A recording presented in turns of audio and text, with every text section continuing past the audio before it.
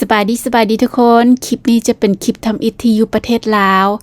คลิปนี้ต่อจากคลิปที่ลงมาจากเดินยนต์วัดไต่และมื้อนี้จะเป็นตอนเช้ามื้อทำอิฐนางจะพาทุกคนไปซื้อข้าวจีปาเต้แต่ว่าอันนี้ไปส่งหลานก่อนหลังจากที่ไปส่งหลานแล้วก็จะพาทุกคนไปซื้อข้าวจีปาเต้เนาะอยู่แถวอยู่นี่เป็นแถวโรงแรมเซ็นทรัลหรือว่าอยู่แถวสีบุญเฮืองเพราะว่ามีป้ายบอกว่าห้องการบ้านแม่นห้องการบ้านสีบุญเฮืองนะไปเข้าไปห้อมทั้งนั้นก็แถวนี้จะเป็นแถว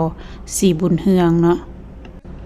สองฝากทางนี่มีทั้งเฮือนมีทั้งห้านหลายๆแล้วก็มีการปลูกสร้างใหม่ก็หลายอีกอันนี้ออกมาแถวอันหอพิพิธภัณฑ์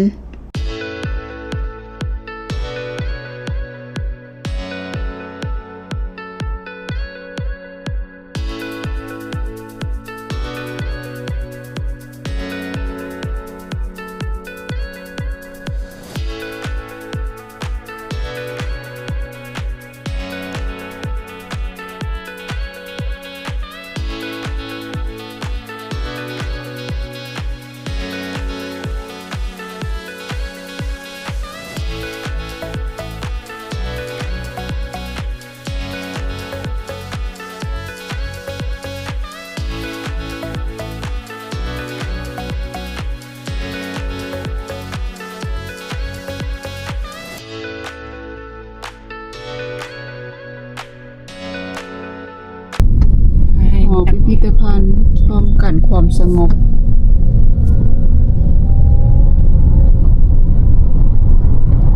มิวเซียม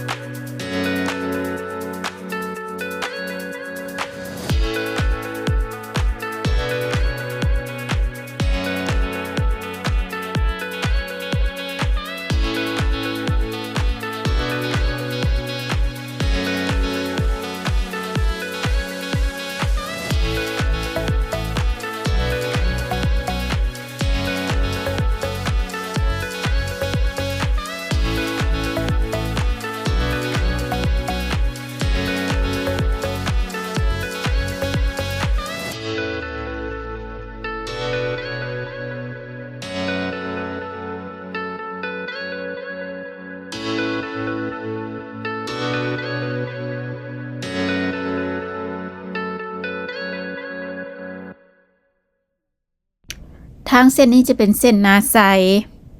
ทองสองฝากทางก็จะเป็นห้างห้านกับเงินประชาชนแล้วก็จะมีทางสองเลนเนาะเบื้องละ2เลนแต่ว่าขี่ไปขี่มาบางบอนก็เป็น2เลนบางบอนก็เป็นเลน1เพราะว่ารถจอดอันก็จะซื้อเครื่องซื้อของบอต่างๆค่ะนะ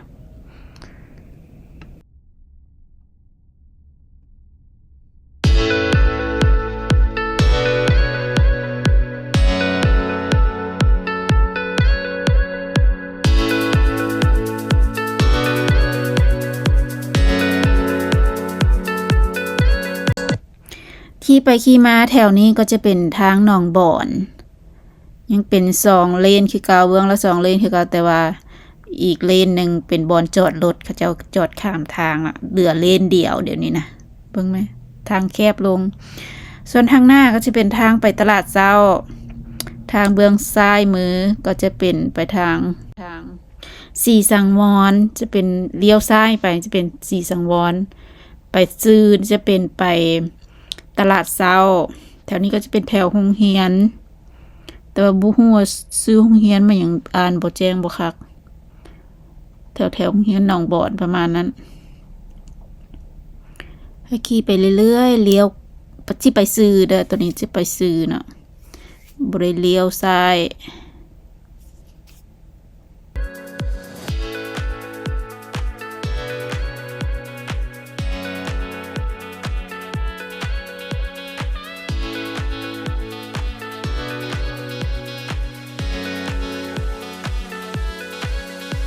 ท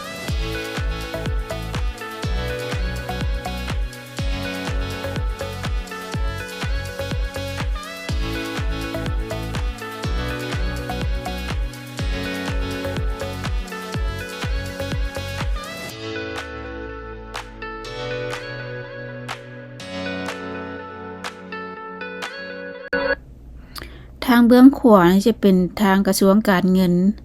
ตึกสูงๆนี่จะเป็นตึกยูนิเทลว่ะทุกคนบ่แน่ใจเพราะว่าลืมไปเมื่อนั้นน้องสาวไว้ฟังอยู่ว่ามันตึกยูนิเทลตึกเครือข่ายโทรศัพท์อหย่างจักอย่างนี่ล่ะ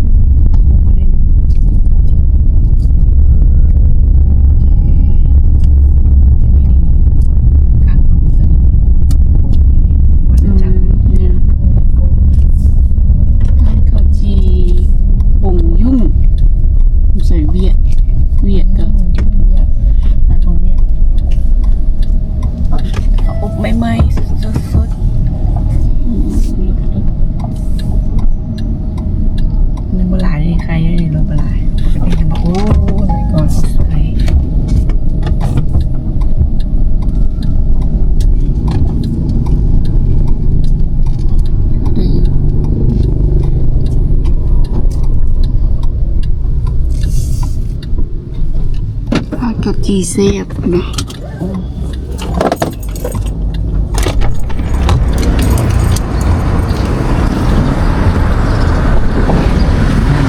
พาไปเดินว่ามีอย่างกินอยู่ทางนี้มีโย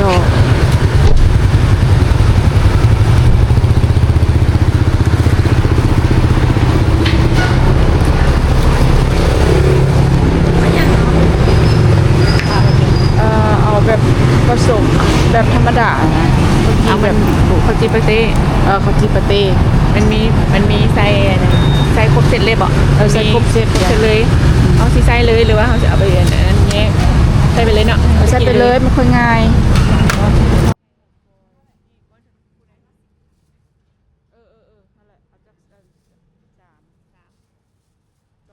กินบ่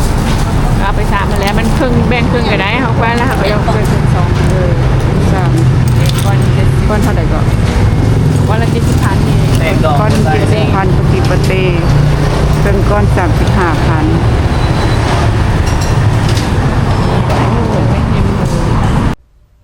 ห้านนี้ก็จะขายดีอยู่ได้เพราะว่าตอนเช้าจะค่อยไปซื้อตอน8 โมงค่ะนะคนมาซื้อก็หลายคนซื้อไปกินห้องการกินอาหารเช้านะแล้วก็ก้อนก็บ่ได้แพงปานใดก้อนหนึ่ง70,000เครื่องก้อน35,000มีทั้งยอแล้วก็มีทั้งซาลาเปาขายนำมีหลายอย่างเลยมียอมีขนมกินตอนเช้าและห้านนี้ก็ยังขายข้าวจีแบบละข้าวจีบ่ใส่หยังก็ขายคือกันก้อนหนึ่ง15,000 กีบก็ถือว่าโอเคอยู่ข้าวจีเขาเจ้าหันแซ่บข้าวจีส่วนหมูยอนี่จะก็ขายคือกันนะขายตั้งหากก็มีคือกันก้อนหนึ่งประมาณ30,000หรือก้อนน้อยนะก้อนหนึ่ง30,000หรือว่า50,000ในบ่จื้อบ่แน่ใจค่อยซื้อไปก้อนหนึ่งมาเบิ่งคนเฮ็ดเนาะน้องเพิ่นเฮ็ดนะไวเขาเจ้าชำนาญนะแล้วก็เลยไวเนาะเขาจะปาดทุกอย่างไว้แล้วซอยไว้แล้วก็มีมาประกอบเข้ากันห้านข้าวจีเนี่ยตั้งอยู่บ้านโพนสวรรค์เหนือเป็นห้านของเวียดเป็นห้านคนเวียดเนี่ยนะเพราะว่าซื้อโรงงานข้าวจีอย่างก็โอ องค์ยุ่งองค์ยุ่งก็สิแม่นเวียดนามนะเนาะเพราะว่าซื้อเป็นซื้อเวียดนามผู้ใดสนใจก็ไปสร้างซื้อได้เด้อหลังจากที่จ่ายค่าข้าวจีแล้วก็จะพาไปเบิงแถวอนุสาวรีย์สิขี่รถกายไปทางนั้นเนาะบอนที่เขาเจ้าปลูกต้นคูนหลายๆหั่นนะ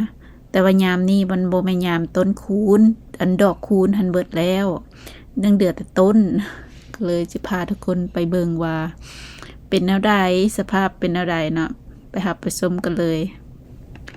ผู้ใดฮู้แด้ว่าวัดตัวนี้มันวัดหยังและวัดของเวียดหรือวัดของจีนอยากฮู้เพราะว่าขี่ไก่มาแล้วเขาเจ้าอันบ่มีป้ายก็อ่านบ่เห็นวันป้ายน้อยโพดนะผู้ใดฮู้แด้บอกได้เด้อ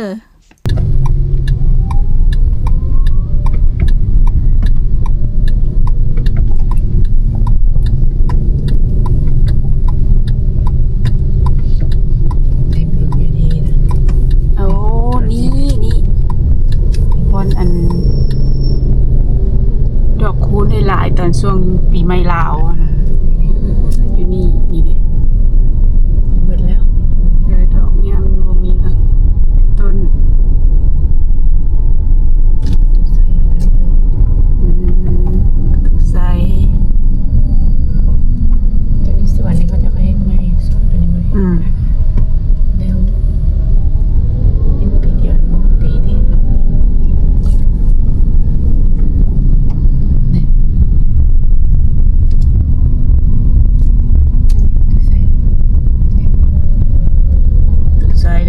เดินอยู่แต่ยังไม่ได้ลงไปมาถ่ายซื้อ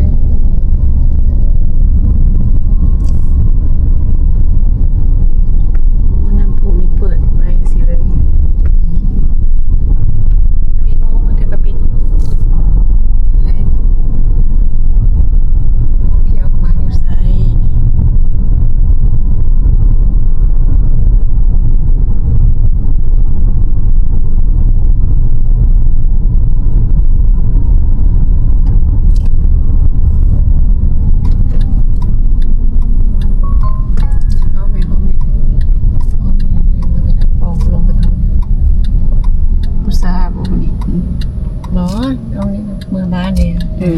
มันก็เป็นซื้ออันนั้นกาแฟกาแฟนะครับยังต้นในสิหายหัวลูกซาได้สิว่าสิออกไปหอดปุ่นมาหอดละสิว่าบังการบังกองไป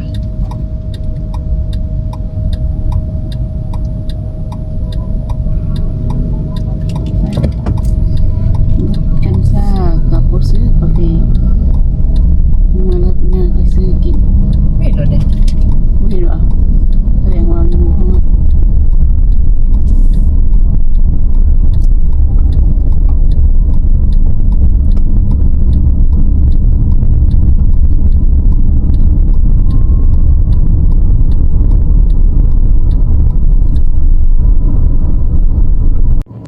ฮอดแล้วอนุสาวรีย์แต่ว่าบ่ทันได้เข้าไปเทื่อเพราะว่าสิไปอันบ้านเกินก่อนอันคลิปนี้จะได้จบเพียงเท่านี้เนาะพอกันกับ EP หน้าก็คือ EP ไปบ้านเกินจะไปอันหาพี่น้องอยู่บ้านเกินก่อนไปเบิ่งเส้นทางไปบ้านเกินว่าเป็นแนวใดเด้อคลิปนี้จะได้ลาเพียงเท่านี้ลาแล้วสบายดี